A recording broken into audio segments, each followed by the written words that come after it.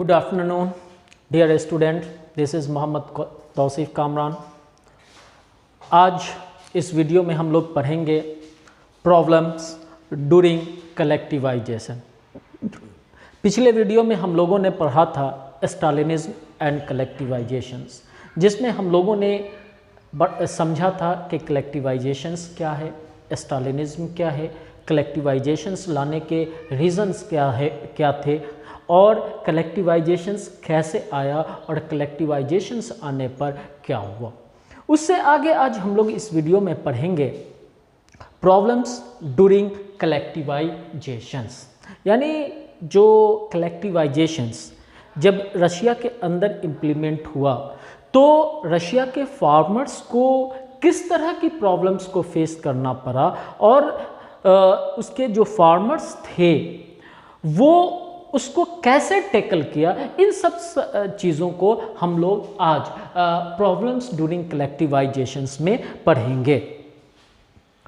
From 1929 peasants were forced to collective forms, kolkhoz and then profit was share। तो Stalin ने 1929 में जो Russia के फार्मर्स थे उनको फोर्स किया, उनके ऊपर दबाव डाला, उनके ऊपर प्रेशर डाला कि आपको कलेक्टिव फॉर्म्स में ही काम करना है। और इसके लिए जितने जो फार्मर्स थे उनके सारे लैंड्स को उन्होंने ले लिया और सारे फार्मर्स को प्रेशराइज किया गया, फोर्स किया गया कि आपको ऐसे कलेक्टिव फॉर्म्स के अंदर काम करने हैं। ऐसे कलेक्टिव फॉर्म्स को कोलखोज कहा जाता था। कोलखोज एक रशियन वर्ड है जिसका मतलब होता है कलेक्टिव फॉर्म्स, सामूहिक खेती। और जितने भी एग्रीकल्चर्स के अंदर टूल्स यूज़ होते हैं, सामान यूज़ होते हैं, वो हो या जो लैंड्स थे उसे कलेक्टिव फॉर्म्स के ओनरशिप में दे दिया गया, यानी जो सामूहिक खेती थी उसके स्वामित्व के अंदर दे दिया गया कि अब जो है वही उसे ऑपरेट करेगी। और गवर्नमेंट सिर्फ एक मॉनिटरिंग अथॉरिटी, यानी उसके ऊपर सुपरवाइज करने वाले, उसकी देख रेख करने वाली एक संस्था के तौर पर, एक क्या कहते हैं इंस्टीट्यूशंस के तौर पर वो काम करेगी। और इस कलेक्टिव फॉर्म्स में जितने लोग काम कर रहे हैं, जितने लोगों की ज़मीनें ली गई हैं, उन सब को and then profit was shared, और उन सब को जो है उनका मुनाफा जो है आपस में उनके लेबर के हिसाब से, उनके लैंड जितना एक्वायर किया गया है, जितनी ज़मीनें ली गई हैं उसके हिसाब से प्रॉफिट उनके बीच शेयर कर दिए जाएंगे, बांट दिए जाएंगे। और गवर्नमेंट जो है उसमें से कुछ भी नहीं लेगी, बल्कि गवर्नमेंट जो है उन्हें हेल्प देगी। जो एग्रीकल्चर्स ऐड है, चाहे फर्टिलाइज़र हो, ट्रैक्टर्स हो या थ्रेसर्स हो या जो दूसरे हल हुए, इस तरह के मॉडर्न टूल जो है वो इन फार्मर्स को ऐड देंगे ताकि जो है वो प्रोडक्शंस ग्रो कर सके, प्रोडक्शंस जो है वो इंक्रीज कर सके। और यही वजह है कि 1929 में जब कलेक्टिव फॉर्म्स स्टार्ट हुए उसके एक साल के अंदर ही, यानी 1930 में पूरे रशिया के अंदर जितने भी एग्रीकल्चरल लैंड थे, जितने भी कृषि योग्य भूमि थी, उसका 50% लैंड को जो है कलेक्टिवाइजेशंस यानी सामूहिक करण या कहें कि कलेक्टिव फॉर्म्स के दायरे में ले आया गया। लेकिन ये जो कलेक्टिवाइजेशंस इम्प्लीमेंट किया गया तो इससे वहाँ के फार्मर्स खुश नहीं थे, वो उसका अगेंस्ट करने लगे। Outraged peasants resisted the authorities and destroy their live stock. जो पीजांट्स थे, बहुत सारे मैक्सिमम पेजांट्स हैं, बहुत सारे पिसांट्स जो बहुत सारे किसान थे वो जो है ये कलेक्टिवाइजेशंस का रजिस्ट करने लगे, उनका विरोध करने लगे रजिस्टर्ड अथॉरिटीज़, यानी वैसी अथॉरिटीज़ जिन्होंने कलेक्टिवाइजेशंस को रशिया के अंदर इम्प्लीमेंट किया था। मतलब कि एक सीधे तौर से अगर कहे तो रशियन कम्युनिस्ट पार्टी की, रशियन गवर्नमेंट की, स्टालिन की जो है वो अगेंस्ट करने लगे थे and destroy their life style. और जो भी एग्रीकल्चर्स के अंदर यानी खेती बाड़ी करने के लिए जो भी टूल्स यूज़ होते हैं, चाहे वो हल हो, चाहे बैल हो, यानी कैटल्स कहिए, कैटल्स हो, उनको जो है वो डिस्ट्रॉय करना शुरू कर दिया। उसका अंदाज़ा आप इस बात से लगा सकते हैं कि सिर्फ 2 सालों में 1929 से 1930 इन 2 सालों के अंदर फार्मर्स ने यानी फार्मर्स के पास जितने भी कैटल्स थे उनका 1/3 यानी 1/3 कैटल्स को उन्होंने डिस्ट्रॉय कर दिया, यानी विरोध के तौर पर उन कैटल्स को जो है मार दिया कि न मेरे पास कैटल्स रहेंगे, न मेरे पास टूल्स रहेंगे, और न ही स्टालिन गवर्नमेंट जो है हमें कलेक्टिव फॉर्म के अंदर काम करने के लिए प्रेशराइज करेगी, न ही वो हमें फोर्स करेगी। वो कहते हैं ना, अपने फिल्म में डायलॉग सुना होगा कि तू मेरी हो नहीं सकती तो किसी और की होने नहीं दूंगा। तो वही चीज़ जो है जो रशियन फार्मर्स थे वहाँ इम्प्लीमेंट कर रहे थे अपने विरोध के तौर पर कि अगर हम इस कलेक्टिव फॉर्म्स में काम नहीं करेंगे तो इस कलेक्टिव फॉर्म से जो है स्टालिन की जो मंशा है, उनके जो ऑब्जेक्टिव्स हैं उसे भी सक्सेस होने नहीं देंगे। लेकिन जब वहाँ के फार्मर रेजिस्टेंस कर रहे थे, विरोध कर रहे थे, तो जाहिर सी बात है कि उसके अगेंस्ट में गवर्नमेंट भी तो कुछ एक्शन लेगी। ठीक वैसे ही जैसे कोई बच्चा या आप अगर गार्जियन के सामने किसी चीज़ की जिद करते हैं कि हमें ये चीज़ चाहिए ही, और गार्जियन के ये ठान लेता है कि ये चीज़ आपको नहीं देनी है, तो गार्जियन आपको खामोश करने के लिए क्या करते हैं?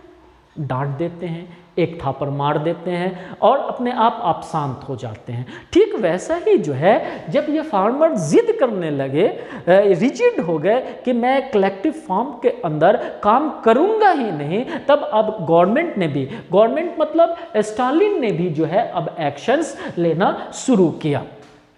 Those who resisted collectivization were severely punished. Many were deported and exiled.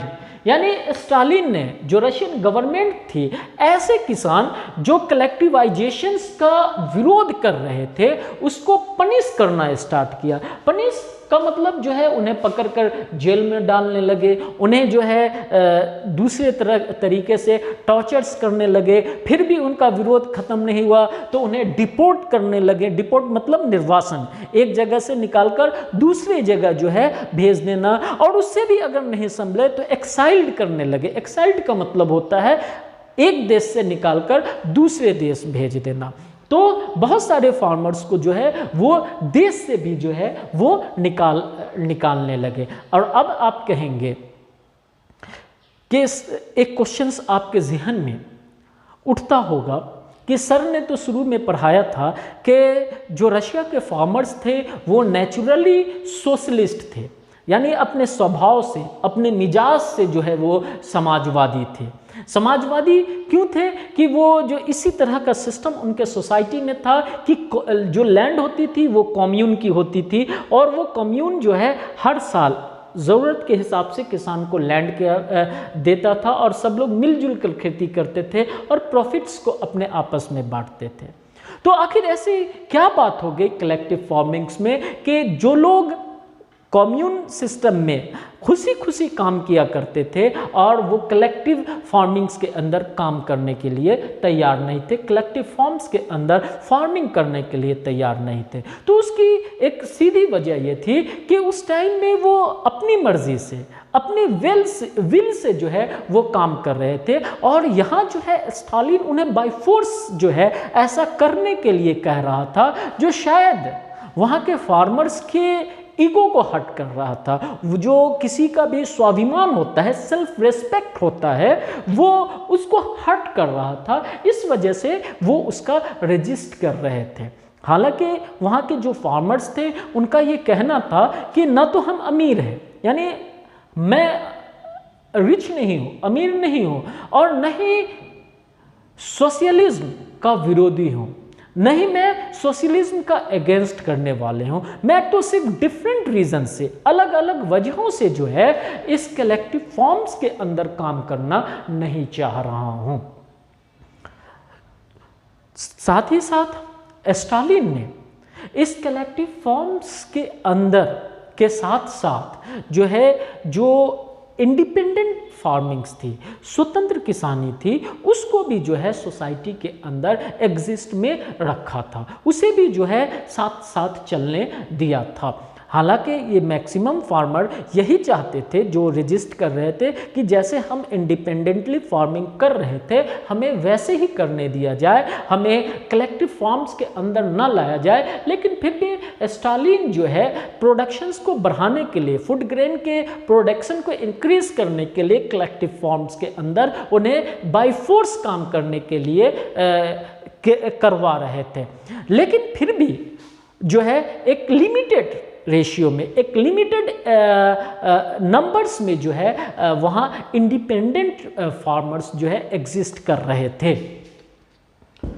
अगर आप 1937 में देखेंगे, 1937 में देखेंगे, तो रशिया के अंदर जितनी एग्रीकल्चरल लैंड थी, जितनी कृषि योग्य भूमि थी, उसके 92% लैंड को, 92% लैंड को कलेक्टिव फार्म्स के अंदर लाया जा चुका था। सिर्फ 8% लैंड ही जो है वहाँ बची हुई थी, और इसी लैंड के ऊपर जो है वो इंडिपेंडेंट फार्मर्स इंडिपेंडेंटली तरीके से अपनी फार्मिंग्स कर रहे थे। और अगर इसे नंबर में देखेंगे तो पूरे रशिया के अंदर इनकी जो तादाद थी, इनकी जो पॉपुलेशंस थी, वो सिर्फ 30 लाख थी,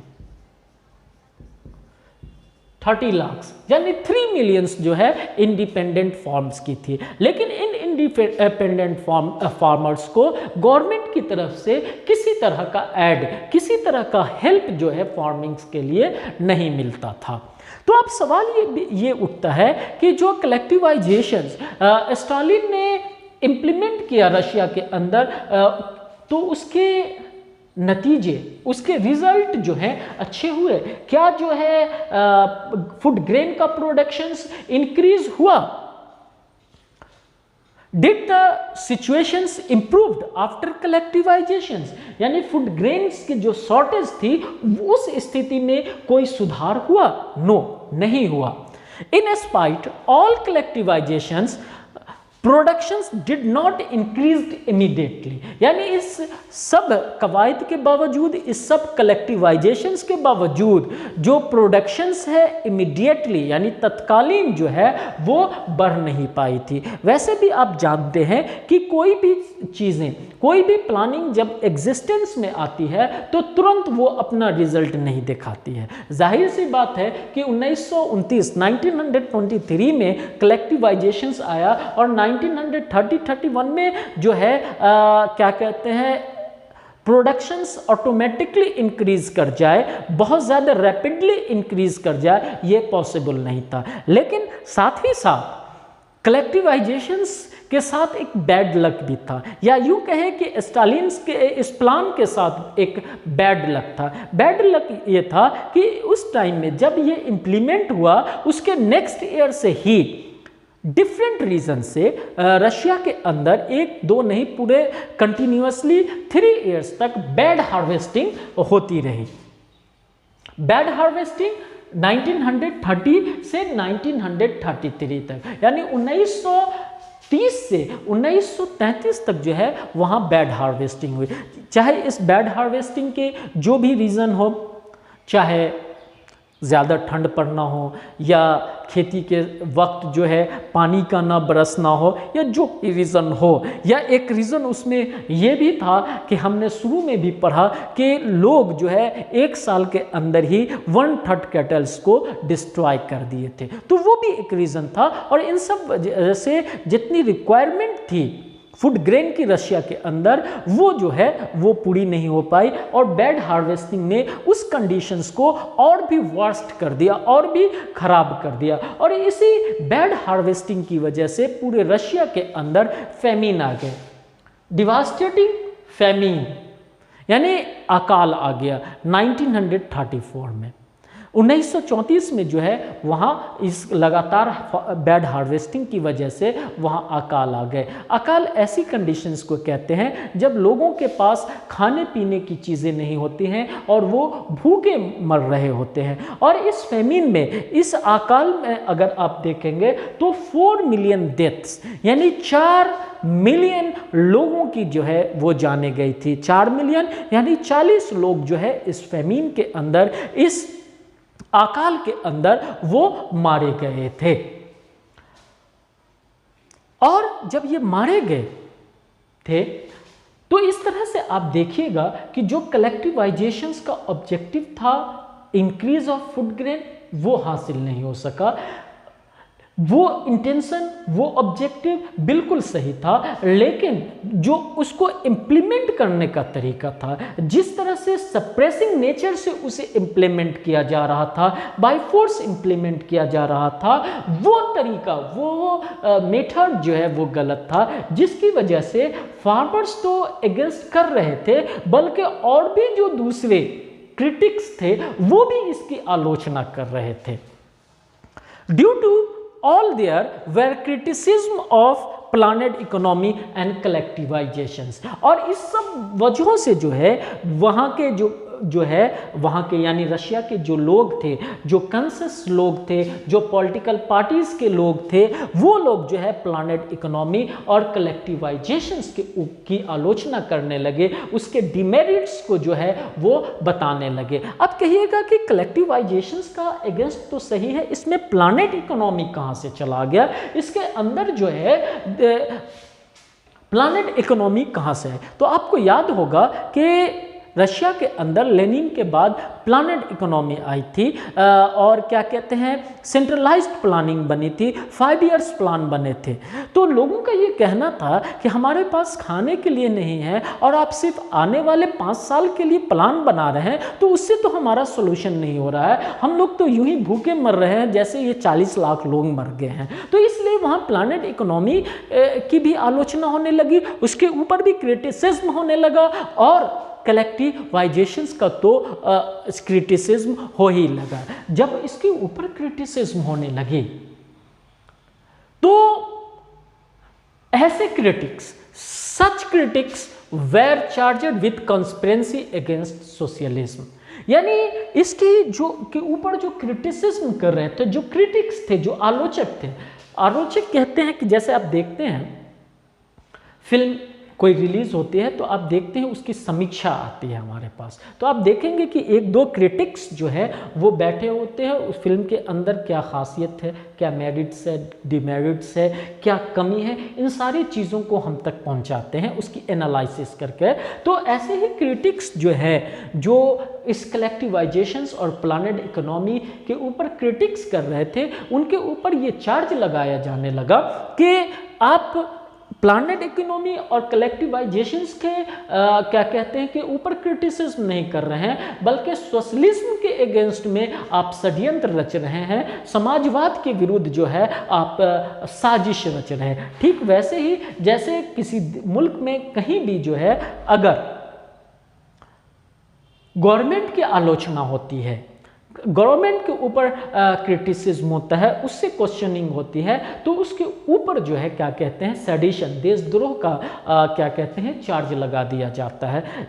ठीक वैसे ही हालांकि वो गवर्नमेंट से क्वेश्चनिंग पूछ रहे हैं, गवर्नमेंट की आलोचना कर रहे हैं, लेकिन गवर्नमेंट जो है उसको डाइवर्ट कर उसकी बात को दबाने के लिए उसके ऊपर सेडिशंस, उसके ऊपर देशद्रोह का जो है चार्ज लगा रहे हैं ताकि वो दब जाए। क्योंकि पॉलिटिकल्स पार्टी या गवर्नमेंट की आलोचना करना कोई गुनाह नहीं है, वो किसी का फंडामेंटल्स राइट्स है, लेकिन अगेंस्ट द कंट्री कोई चीज़ करना वो गुनाह हो जाता है, वो क्राइम हो जाता है। तो इसलिए गवर्नमेंट की जो है अपनी आलोचना को देश की आलोचना से जोड़ देता है और सेडिशंस का चार्ज लगा देता है। तो ऐसा ही जो है रशिया के अंदर हो रहा था कि जो भी कलेक्टिव फार्मिंग्स की क्रिटिसिज्म कर रहे थे उन्हें जो है ये कहा जाता था कि अब सोशलिज्म समाजवाद के विरुद्ध षड्यंत्र रच रहे हैं, साजिश जो है रच रहे हैं। फॉर एग्जाम्पल 1939 ईस्वी तक till 1939 2 million were in prison और लेबर कैंप्स, यानी ऐसे आलोचना करने वाले को 1939 ईस्वी तक 2 मिलियन मतलब 20 लाख ऐसे आलोचकों को, ऐसे क्रिटिक्स को जेलों में डाल दिया गया, कैद कर लिया गया या फिर लेबर कैंप के अंदर डाल दिए गए। यानी जब 1929 में कलेक्टिवाइजेशंस इंप्लीमेंट हुआ, उस तब से लेकर 1939 यानी 10 साल के अंदर 20 लाख लोग, यानी अगर रेशियो निकाला जाए तो एक साल में 2 लाख लोगों को, 2 लाख ऐसे लोग जो स्टालिन गवर्नमेंट की क्रिटिसिज्म करते थे, कलेक्टिवाइजेशंस की क्रिटिसिज्म करते थे, उसकी आलोचना करते थे, उन्हें जेलों में डाल दिया गया या लेबर कैंप में। बहुत सारे ऐसे क्रिटिसिज्म करने वाले को many were forced to make false confession, और इसमें से बहुत सारे लोगों को मजबूर किया गया कि आप झूठा अपने अपराध को कबूल कर ले। कन्फेशंस का मतलब होता है अपने अपराध को कबूल करना। तो फॉल्स कन्फेशन यानी झूठा अपराध, यानी ऐसा अपराध जिसको हमने नहीं किया है लेकिन हम एक्सेप्ट कर लें कि हमने ऐसा किया है, तो उसके लिए मजबूर किया। और ये लोग जो जेल में, जो लेबर कैंप में यातना सह रहे थे, टॉर्चर्स हो रहे थे, उन लोगों ने सोचा कि चलो अगर हम एक्सेप्ट कर लेते हैं कि yes I have involved in conspiracy against the socialism, तो शायद जो हमें टॉर्चर्स मिल रहा है हम उससे फ्री हो जाए। और जब ये कन्फेशंस कर लेते थे तब जो है उसे एक्सक्यूटेड कर देते थे, यानी उन्हें फांसी पर चढ़ा दिया जाता था। तब क्या है, स्टालिन गवर्नमेंट को ये बेस मिल जाता था कि देखो ये खुद एक्सेप्ट कर रहे हैं कि हाँ हमने सोशलिज्म के अगेंस्ट में कॉन्स्पिरेंसी किया है, हमने समाजवाद के विरुद्ध जो है षड्यंत्र किया है, तो इसलिए उन्हें जो है फांसी दी जाती थी। और इन फांसी देने वालों में इंक्लूडेड टैलेंटेड प्रोफेशनल्स, यानी जो फांसी दी जाती थी उनमें बहुत सारे टैलेंटेड, यानी जिनके अंदर बहुत योग्यता थी, ऐसे लोगों को भी जो है क्या कहते हैं, ऐसे प्रोफेशनल्स को भी जो है वो फांसी दे दिए जाते थे।